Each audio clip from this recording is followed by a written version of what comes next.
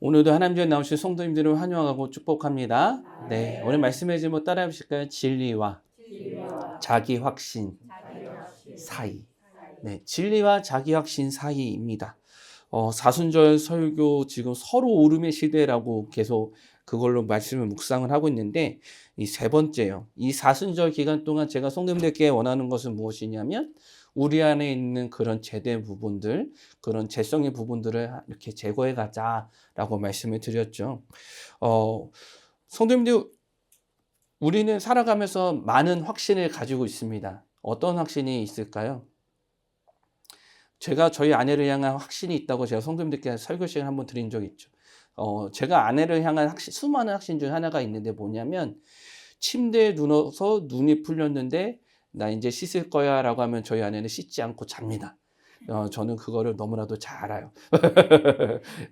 그렇다고 저희 아내가 안 씻는 사람은 아니라는 것 같고 눈이 풀렸는데 나 씻을 거야 라고 하면 그냥 잡는 사람이라는 걸 너무나도 잘 압니다. 근데 이건 이제 이런 확신뿐만이 아니라 다양한 확신들이 있어요. 예를 들어서 이런 거죠. 어떤 정치적 견해가 옳다는 확신이 있고 아니면 어떤 방식으로 자녀를 양육한다는 것이 옳은 방식이다라고 말을 하는 사람도 있고 교회에서는 어떤 신학이 올바른 신학이고 신앙이다라고 말하는 사람들도 있습니다. 그래서 그런지요, 정말 많은 그런 충돌의 시대를 살아가고 있습니다. 사실 이런 충돌은 또 코로나 때도 경험해봤죠. 예를 들어서 이런 거예요.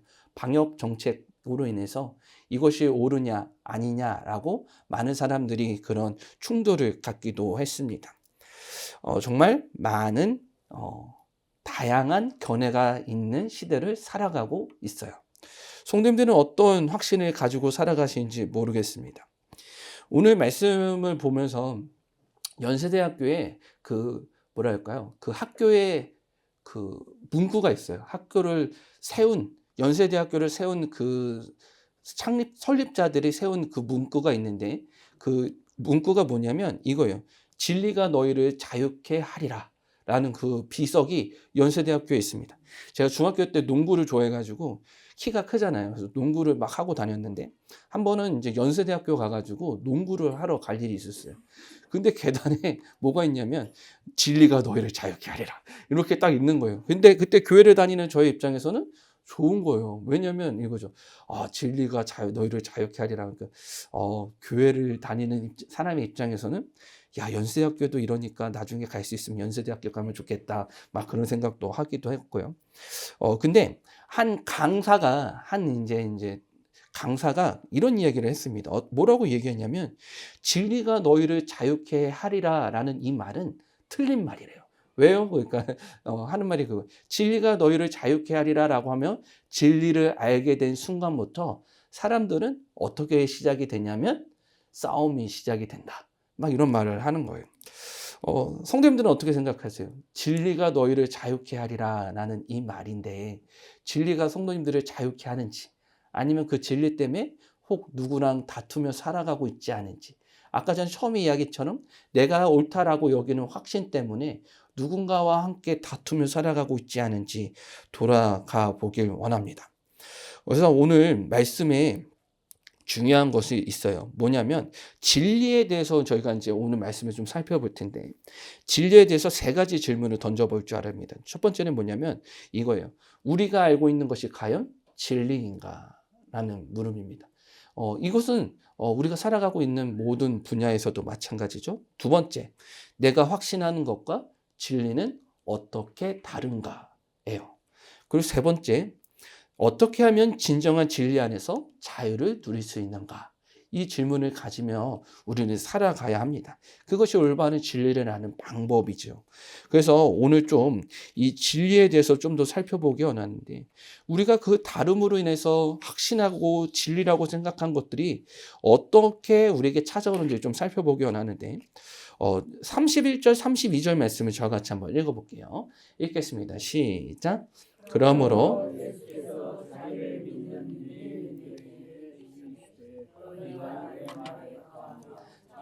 내 제자가 되고 진리를 알지니 진리가 너희를 자유롭게 하리라. 아멘.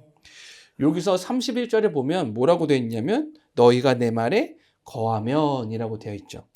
우리가 진리를 탐구하는 사람들입니다. 그래서 성경에 보면은 이렇게 되어 있어요. 거한다. 거하게 되면은 우리가 무엇을 얻게 되는지 설명하는데, 이 거한다라고 쓰는 이제 헬라어 동사죠. 헬라어 뜻이 무슨 뜻이냐면 머무른다라는 뜻을 가지고도 있지만, 요게 또 어떤 단어의 뜻이 있냐면 뿌리를 내린다라는 뜻을 가지고 있어요. 그러니까 우리가 말씀 안에서 거한다라는 뜻은 그냥 말씀 안에서 살아간다라는 뜻으로 끝나는 것이 아니라 어떻게 그것에 뿌리를 내리는 것이라고 이야기를 합니다. 제가 왜 이런 이야기를 하냐면 진리는 우리의 자유하고 연결이 된다라고 31절, 32절에서 이야기를 하고 있어요.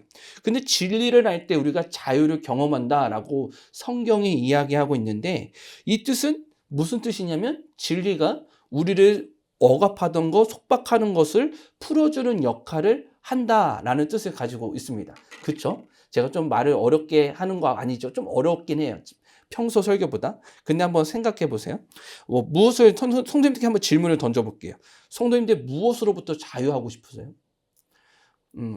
네, 속회를 드리다 보면 성도님들 이렇게 신앙이 세워지고 싶습니다. 신앙이 더 좋아지고 싶습니다. 그런 말씀하시잖아요.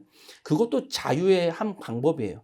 그러니까 무엇으로부터 자유하고 싶냐는 거예요. 진리가 너희를 자유하게 한다. 나는 진리를 알지니 진리가 너희를 자유롭게 할 것이다 라고 말을 하는데, 그러면 성도님들 예수님을 믿으면서 교회를 다니면서 무엇에 자유롭고 싶냐는 거예요. 성도님들께 한번 질문을 던져보고 제가 한 가지 예화를 알려드릴게요. 제가 이번 주에 우연치 않게 EBS에서 강의를 하시는 정승재 선생님의 그런 인터뷰를 본 적이 있습니다. 인터뷰를 보는데 아주 놀라운 걸 이야기를 하더라고요. 이것도 진리다, 이것도 정말 은혜다 라면서 제가 눈여겨본 게 있는데, 요즘 이제 수학 능력 시험에서 이제 수학을 풀 때 아이들에게 어떤 식으로 문제를 내냐면, 예전에는 답만 알면 됐어요. 그러니까 답만 제대로 적으면 그 문제는 맞은 걸로 했던 것이죠. 근데 요즘에 많이 바뀌었대요. 어떻게 바뀌냐면 그 가정을 아는가, 그 수학을 아는가, 그 아는가에 대한 물음으로 문제를 낸다는 거예요. 그래서 요즘 아이들의 공부하는 방법 중에 한 가지는 한 문제를 가지고 10번이고 50번이고 풀어서 자기만의 공식과 가정을 만드는 것을 권면을 하더라고요. 제가 그거 보면서 든 생각이 있어요. 무엇이냐면 이거예요. 우리가 자유하고 싶다라는 것은 무엇이냐? 자유롭고 싶다라는 것은 무엇이냐면 바로 죄로부터, 나의 무지와 하나님을 알지 못하는 것으로부터 자유한 것을 원하는 거잖아요. 왜 이런 자유를 얻고 싶어 하느냐? 간단합니다. 아는 것에서 끝나는 게 아니라 그 가정을 알면 뭐요? 그렇게 살아가게 되고, 그런 문제가 찾아왔을 때 그 가정을 통해서 그 해결을 낼 수가 있기 때문에 그렇습니다. 즉 진리가 우리를 자유롭게 한다는 이 뜻은 우리에게 그냥 아는 것으로 끝나게 하는 것이 아니라 그렇게 살아가게 만드는 힘을 준다는 거예요. 믿으십니까? 네. 어려워요? 안 어려우시죠? 그래서 그런 것을 원합니다. 그래서 사람은 무엇을 가지고 있냐면 진리를 향한 갈망이 있어요. 이것을 진리를 알고 싶다, 그래가지고 그 문제를 풀고 싶다라는 그 갈망이 있습니다. 그런 존재예요. 근데 문제가 하나 있어요. 어떤 문제있냐면 자기 확신에 대한 함정이 있다는 겁니다. 제가 성도님들 설교 시간에 그런 얘기 종종 하는데, 사람의 뇌라는 게 굉장히 복잡하면서도 굉장히 단순합니다. 그러니까 어떤 과정을 거치냐면 어떤 문제가 찾아왔을 때 그것을 새롭게 계산하기도 하지만, 대부분은 어떻게 내가 생각하냐면 그 전에 살아왔던 형식대로 경험을 통해서 쉽게 답을 도출해내려고 하는 게 우리의 뇌예요.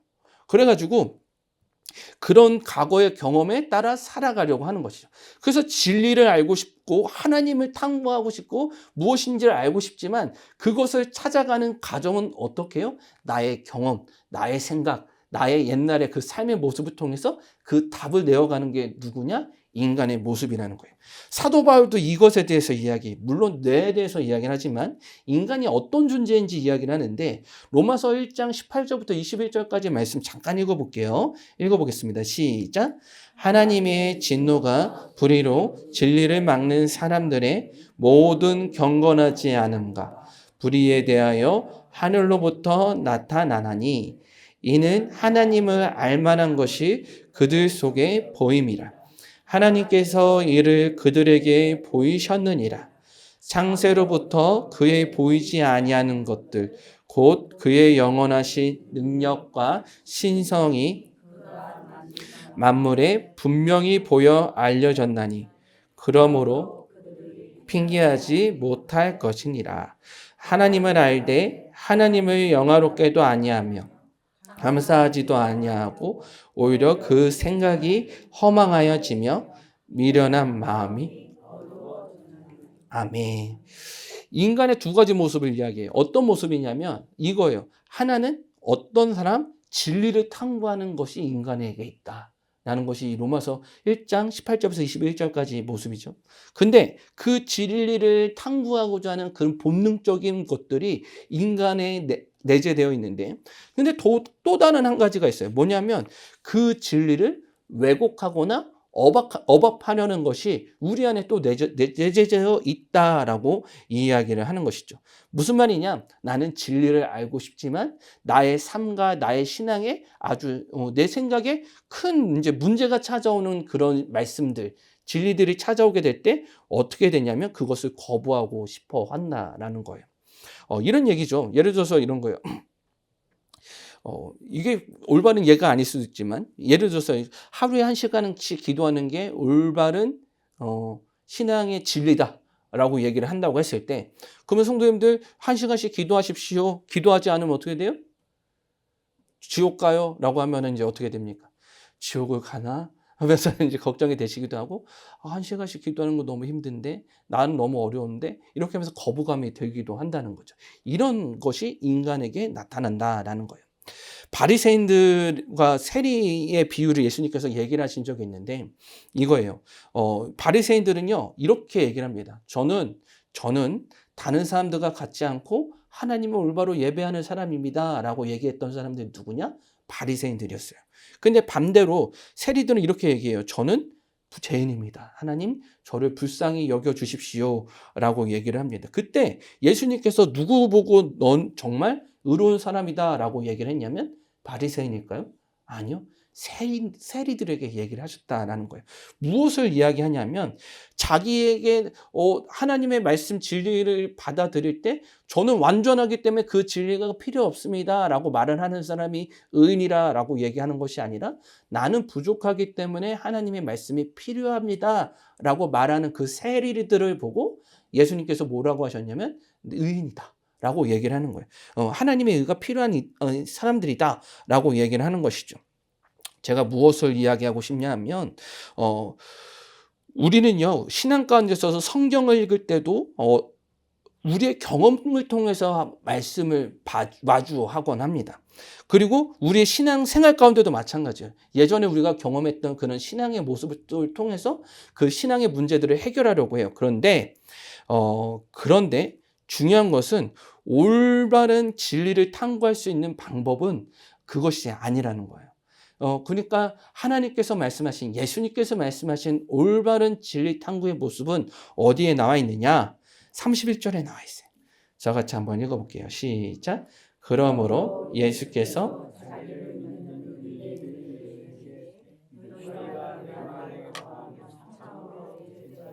아멘. 자, 그러면 이게 이제 성도님들도 저랑 같이 설교 말씀을 자주 듣다 보면 이게 중심이 되는 단어 어절이 있을 거예요. 뭘 것 같으세요? 송고사님 아주 기가 막히셨어요. 따라해보시니까 내 말에 거하면. 네, 내 말에 거하면이에요. 중요한 것이 있어요. 제가 아까 처음에 말씀을 드린 이유가 있습니다. 뭐냐면 내 말에 거한다는 뜻은 하나님의 말씀 안에 거하게 될 때 우리는 올바른 진리 가운데 세워진다는 것입니다. 그러니까 내 확신, 내가 옳다라고 여기는 것들을 무엇에 빗대어 보는 거냐면 하나님의 말씀에 빗대어 보는 거예요. 하나님께서 뭐라 말씀하시지? 내가 누군가가 미워요. 미워하는 감정이 당연히 사람이기 때문에 생겨나는 것이죠. 그 미움을 어떻게 다스리기 원하시느냐. 그것들을 하나님 앞에 물어보고 말씀 가운데서 살펴보는 것이죠. 그래서 내 말에 거한다라는 것은 그 말씀에 우리의 삶을 어떻게 해요? 뿌리 내리는 거예요. 그것이 우리를 진리 가운데 자유하게 한다는 사실을 믿으시는 저와 성도님들 되시길 바랍니다.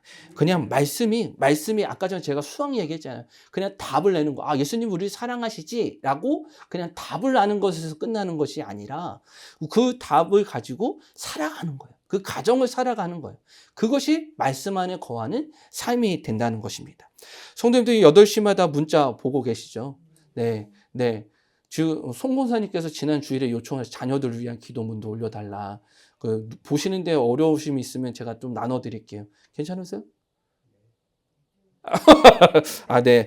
또 말씀 시간이니까 너무 좋다고 말씀하시는데 나중에 따로 마음에 안 드시면 따로 찾아와서 말씀하세요.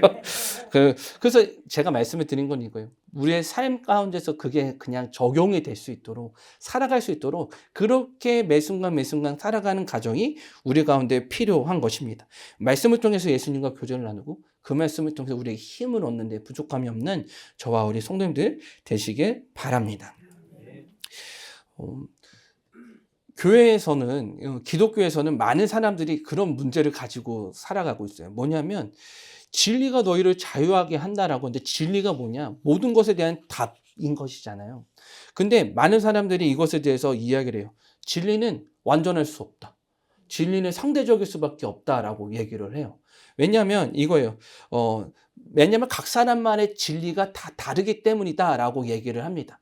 이건 제가 신학교 때 너무나도 많이 배웠던 이야기거든요. 근데 놀랍게도 안타깝게도 뭐냐면 진리가 절대적이지 않고 상대적이다라고 이 말하는 것조차도 결국엔 무엇을 뜻하냐면 절대적인 것을 뜻하는 거예요. 그래서 절대적으로 진리일 수 없다라는 이 말은 결국 절대적인 진리를 반대로 주장하는 말이 되기도 합니다. 그러니까 무슨 말을 하고 싶냐면 말장난 같은데 진리가 있다 없다 그것을 우리가 뭐 판단할 수는 없겠지만 많은 신학자들과 목회자들과 그런 수많은 철학자들이 결론내는 것은 결국 뭐냐면 진리는 절대적으로 있다라는 것을 이야기를 합니다. 예수님도 마찬가지예요. 왜냐하면 그리고 그리스도인들도 마찬가지죠. 왜냐하면 우리가 예수님을 믿기 때문에 우리는 절대적인 진리가 있다라고 믿는 사람들입니다. 그래서 예수님께서 그 진리는 무엇이냐? 예수님인데 예수님의 요한복음 14장 6절에 이렇게 얘기를 하세요. 저와 같이 한번 읽어볼게요. 시작. 예수께서 진리요 생명이니 아버지께로 올 자가 없느니라. 아멘. 예수님께서 분명하게 말씀하세요. 뭐냐면 내가 곧 길이요 진리요 생명이다. 네, 이렇게 말씀하시는 거죠. 진리라는 것은 무엇이냐? 숨겨지지 않는 것, 숨겨질 수 없는 것, 참된 것, 올바른 답 이것을 뜻합니다. 그래서 그것을 누구라고 얘기하시는 예수님께서 예수님, 그 예수 그리스도시다. 예수님께서 직접 말씀하시는 거예요. 근데 우리가 그런 진리이신 예수 그리스도를 바라볼 때 어떻게 되냐면 올바로 바라보지 못하는 거예요. 제가 지난주에 거울 예화를 넣었는데 성경 구절을 제가 안 넣어가지고 제가 설명을 하는 게 좀 부족했었는데 오늘 다시 가져왔어요. 자, 고린도전서 13장 12절 말씀 읽어볼게요. 시작. 우리가 지금은 거울로 보는 것 같이 희미하나 그때는 얼굴과 얼굴을 대하여 볼 것이요 지금은 내가 부분적으로 아나 그때에는 주께서 나를 아신 것 같이 내가 온전히 알리라. 아멘. 거울로 보는 것 같이 희미한 이유가 있어요. 왜냐하면 제가 거울로 뭐로 만들어졌다고요? 청동으로 만들어져서 그래서 지금처럼 잘 보이는 게 아니라 올바로 보이지 못해서 가까이 봐야 되는 거예요. 근데 제가 이 이야기를 하는 이유가 있어요. 희미하다라는 이유는 진리를 올바로 바라보지 못하는 인간의 모습이 우리 가운데 내재되어 있는 것이죠. 얼마나 심각하냐 하면 사도행전에 보면 누가복음이죠. 누가복음 24장에 보면 엠마오로 가는 제자들이 나옵니다. 예수님께서 십자가에 달려 돌아가시고 난 뒤에 부활하셨어요. 그리고 심지어 제자들에게 나타나셨었습니다. 근데 엠마오로 가는 그 제자들에게 누가 찾아왔느냐? 예수님께서 찾아오셨어요. 근데 놀랍게도 예수님을 오랫동안 따랐던 제자들인데 그 예수님을 보면서 알아봤을까요? 뭘 알아봤을까요? 뭘 알아봤어요? 뭘 알아본 거예요? 제가 이것을 통해서 성도에게 얘기하고 싶은 것이 있어요. 뭐냐면 우리가 우리의 생각 안에 갇혀서 예수님을 올바로 바라보지 못하는 그 모습이 우리 가운데도 있다라는 것이죠. 그래서 사도행전 17장 11절의 모습은 우리가 올바로 바라보지 못하는 예수님의 모습을 어떻게 바라봐야 되는지를 얘기해 주는데 두 가지 모습을 이야기하고 있어요. 저같이 한번 읽어볼게요. 시작. 베레아에 있는 사람들은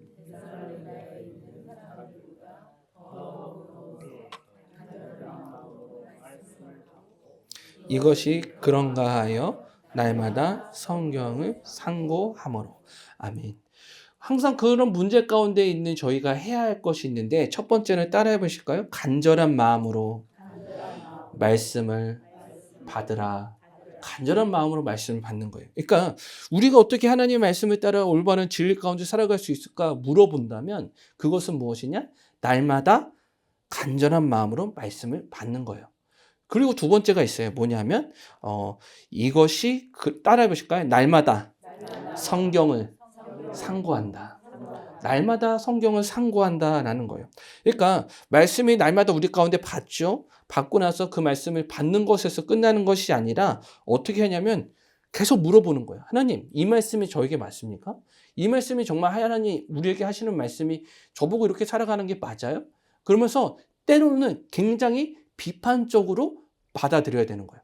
그러니까 비판적으로 하나님께 물어보면서 그 답을 찾아갈 수가 있는 것이죠.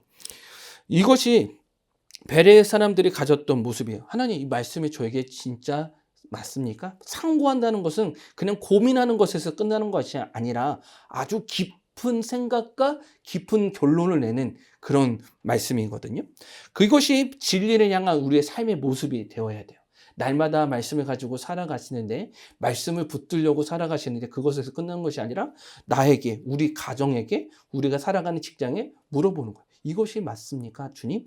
그렇게 될 때 어떻게 되냐면 올바른 진리를 알아갈 수 있는 저와 성도님들이 될 줄 믿습니다. 아멘. 그래서 다시 그러면 우리가 이제 그 진리 가운데 자유를 좀 더 살펴보기 원하는데 32절, 36절 말씀을 읽어볼게요. 시작. 진리를 알지니 진리가 너희를 자유롭게 하리라. 아들이 너희를 자유롭게 하면 너희가 참으로 자유로우리라. 아멘. 여기서 말하는 자유는 무엇이냐면 그냥 우리가 편하게 살고 싶은 삶을 이야기하는 것이 아닙니다. 성경이 말하는 자유는 따라해 보실까요? 본래의 목적대로 기능할 수 있는 능력. 본래의 목적대로 기능할 수 있는 능력을 성경은 뭐라고 이야기하느냐? 따라해 보실까요? 자유. 네. 그냥 자유, 진리가 너희를 자유롭게 할 것이다 라고 해서 자유는 그러면 우리가 살고 싶은 대로 살아가면 되는구나. 그게 아니라 뭐냐면 본래 그 지어진 목적대로 살아가게 만드는 것을 자유라고 한다는 거예요. 그러면 한번 묻고 싶은 게 있어요. 그러면 인간의 그 자유한 삶은 무엇일까요? 하나님께서 창조하신 인간의 자유한 삶은 무엇일까? 그것은 따라해 보실까요? 창조의 삶을 살아가는 존재. 네. 그러니까 하나님께서 인간을 또 창조를 통해서 이 땅을 창조하셨고 그 가운데서 하나님의 창조의 삶을 나타내고 살아가기 원하는 존재가 누구냐? 인간이에요. 근데 그런 창조의 삶을 살아가야 되는데 죄로 인해서 무너진 그 삶을 어떻게 해도 다시 돌려내야 되는 것이죠. 그래서 진리는 무엇이냐? 진리는 우리가 그런 자유로운 삶을 살아갈 수 있도록 만들어주는 것이 뭐예요? 진리예요. 그래서 자유로운 삶을 만들어주는 것이 진리이기 때문에 그 예수님께서 내가 뭐라고 해요? 예수님이 나는 진리다 라고 이야기를 하시는 게 여기서 있는 거예요. 믿으세요? 그래서 우리에게 있어서 중요한 것이 있어요. 무엇이냐? 진리는 우리를 원래 본래의 모습으로 회복시키기 때문에 진리가 가지는 것은 우리를 분열시키고 나누는 것이 아니에요. 진리는 우리를 하나 되게 만든다는 거예요. 이것은 교회 안에서도 마찬가지고요. 가정 안에서도 마찬가지예요. 우리가 하나 되어 하나님을 바라보게 하고 교회도 또한 하나 되어 하나님을 바라보게 만드는 거죠. 요한복음 17장 17절하고 21절에 이렇게 되어 있어요. 저같이 한번 읽어볼게요. 시작. 그들을 진리로 거룩하게 하옵소서. 아버지의 말씀은 진리이니이다. 21절. 아버지여, 아버지께서 내 안에, 내가 그들도 다 하나가 되어 우리 안에 있게 하사 세상으로 아버지께서 나를 보내신 것을 믿게 하옵소서. 아멘. 진리가 보여주는 한 가지의 모습이 여기에 나와요. 뭐예요? 하나 되게 만든다는 거예요. 하나. 이것이 예수 그리스도의 모습이라는 거예요. 우리가 다른 견해를 갖게 되는 이유는 간단합니다. 진리가 다양해서가 아니라 우리가 진리에 대한 이해가 불완전하기 때문에 그래요. 우리가 예수 그리스도를 알지 못하기 때문에 우리는 다양하게 나타날 수밖에 없는 것이죠. 그래서 진리를 탐구하고 진리를 생각한다는 것은 무엇을 이야기하느냐? 내가 옳다라고 이야기하는 것을 끝나는 게 아니에요. 내가 맞아, 난 진리를 가지고 있어, 난 확신을 가지고 있어 라고 말하는 것을 끝나는 것이 아니라 진리를 함께 탐구하는 것은 무엇이냐? 함께 더 깊은 진리를 알기 위해서 나아가는 여정을 의미하는 거예요. 그러니까 진리를 안다는 것은 야, 넌 틀리고 난 맞아 이게 아니라 진리는 우리가 함께 그 진리로 나아갈 수 있도록 나아가게 만든다는 거예요. 이게 올바른 진리의 모습인 것이죠. 그래서 우리의 그 여정은 에베소서 4장 15절에 분명히 이야기합니다. 읽어볼게요. 시작. 오직 사랑 안에서 참다는 것을 하여 범사에 그에게까지 자랄지니라. 그는 머리니 곧 그리스도. 아멘. 무엇이냐? 여기서 참된 것을 하다라고 되어 있잖아요. 참된 것은 참된 것을 한다라는 뜻은 무엇이냐? 따라해 보실까요? 진리 안에서 살아간다. 진리 안에서 살아가는 것을 뜻하는 거예요. 근데 진리 안에서 살아가는 것은 어떻게 되어 있대? 그 앞에 뭐라요? 오직 사랑 안에서. 진리 안에서 살아가는 것은 다른 게 아니에요. 그러니까 진리가 올바른 확신을 가지고 살아가려고 하는 것은 야, 난 맞고 넌 틀려 이게 아니라 오직 무엇으로? 사랑으로 살아가는 거죠. 이게 진리가 가지는 본질적인 모습이란 성경은 그것에 대해서 분명히 이야기하고 있어요.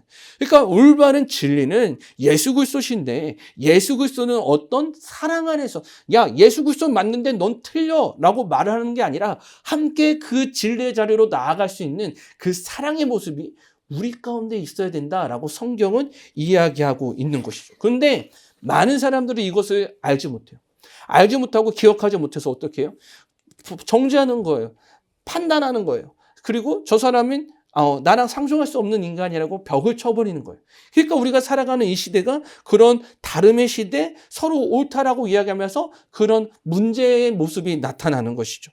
예수님은요, 십자가를 통해서 우리에게 무엇을 주셨냐? 자유를 주셨어요. 그래서 이 자유는 내 마음대로 내가 무엇을 할 수 있는 권리를 얻는 것이 아니라 나는 죄가 없는 나는 완전한 사람이라고 증거가 되는 것이 아니라 십자가는 하나님의 뜻대로 살아갈 수 있는 능력이라는 거예요. 그렇기 때문에 우리는 사랑해야 되고 함께 진리를 추구하면서 살아가야 되는 그런 존재들이라는 것을 성경은 이야기하고 있어요. 사랑하는 성도님들, 우리는 자유를 경험한다면 진리 안에서 참된 자유를 경험하게 된다면 우리는 함께 나아가게 될 줄 믿습니다. 그런 공동체가 저와 우리 성도님들이 되길 소망합니다. 자, 이제 마지막인데, 그럼 이 진리, 참된 자유의 모습은 어떻게 나타나느냐, 우리 가운데. 37절, 38절, 44절 말씀 한번 읽어볼게요. 읽어보겠습니다. 시작. 나도 너희가 아브라함의 자손인 줄 아노라. 그러나 내 말이 너희 안에 있을 곳이 없으므로 나를 죽이려 하는도다. 나는 내 아버지에게서 본 것을 말하고 너희는 너희 아비에게서 들은 것을 행하느니라. 너희는 너희 아비 마귀에게 났으니 너희 아비의 욕심대로 살인한 자요 진리가 그 속에 없으므로 진리에 서지 못하고 거짓을 말할 때마다 제 것으로 말하니 이는 그가 거짓말쟁이요 거짓의 아비가 되었습니다. 아멘. 여기서 분명하게 이야기합니다. 뭐냐면 진리를 가지고 있고 참된 자유를 살아가는 하나님의 자녀의 모습과 그리고 44절에 보면 그러지 않은 자녀의 모습을 이야기해요. 마귀의 자녀들 같은. 근데 중요한 것이 있어요. 하나님의 자녀, 이 마귀의 자녀를 얘기하는데 그 자녀의 모습을 분명하게 얘기해. 누구의 말을 듣고 그대로 행하느냐. 그러니까 그 자녀의 모습을 나누는 두 가지를 나누는 중요한 기준은 누구의 말을 듣고 행하느냐입니다. 그러니까 하나님의 말씀을 듣고 행하느냐 아니면 하나님의 말씀을 듣지 않고 마귀의 말을 듣고 행하느냐 이렇게 이야기하는 거죠. 그래서 47절에는 이렇게 이야기해요. 한번 읽어볼게요. 시작. 하나님께 속한 자는 하나님의 말씀을 듣나니 너희가 듣지 아니함은 하나님께 속하지 아니하였습니다. 아멘.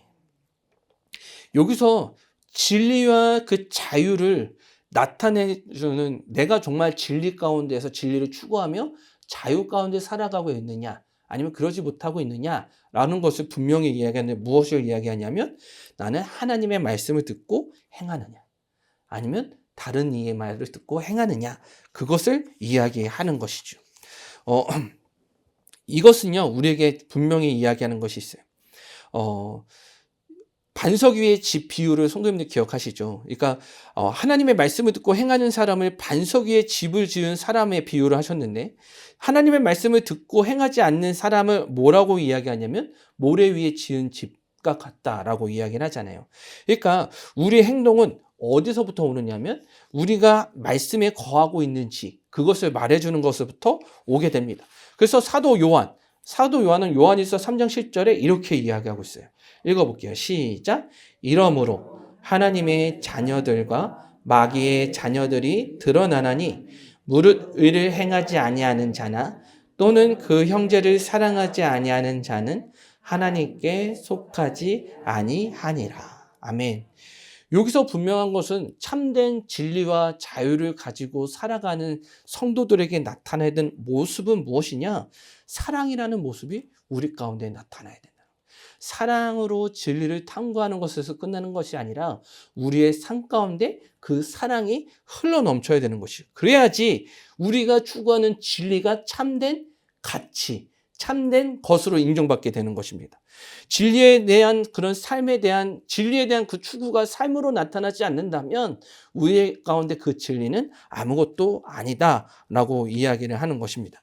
성도들 제가 좀 길게 얘기를 했는데 이 사순절 기간 동안 우리가 해야 되는 것은 무엇이냐? 네, 진리를 탐구하며 자유로 살아가는 거예요. 그 진리는 무엇이냐? 예수 그리스도라고 말씀을 드렸죠. 그 진리를 탐구하며 자유를 누리게 될 때 우리는 무엇 안에서? 사랑 안에서 올바로 하나 될 수 있음을 고백합니다. 사랑하는 성도님들 우리 하나 되기 원합니다. 사랑으로 하나 될 수 있는 저와 우리 성도님들 되시길 바랍니다. 자, 제가 4가지로 오늘 말씀을 드렸어요. 우선 첫 번째, 우리가 생각하는 것에 대해서 절대적으로 생각하지 말고 예수님의 말씀으로 우리를 점검할 수 있는 저와 우리 성도님들 되시길 바랍니다. 예수 그리스도가 진리라는 것을 기억하십시오. 다른 무엇도 진리가 될 수 없다는 것을 기억하시고 자유는 무엇이냐? 우리의 본질의 모습을 회복하는 것, 돌아가는 것, 우리의 원래 창조된 모습 그대로 돌아가는 것을 뜻한다라고 얘기했어요. 그것이 진정한 자유의 모습이다라고 말씀을 드렸고 마지막으로 그 진리와 자유의 삶이 올바른 참된 진리가 될 수 있는 가장 큰 이유는 말씀으로 그 삶을 살아가게 될 때 우리가 그 진리와 자유를 누릴 수 있다는 것을 기억할 수 있는 저와 우리 성도님들 되시길 바랍니다.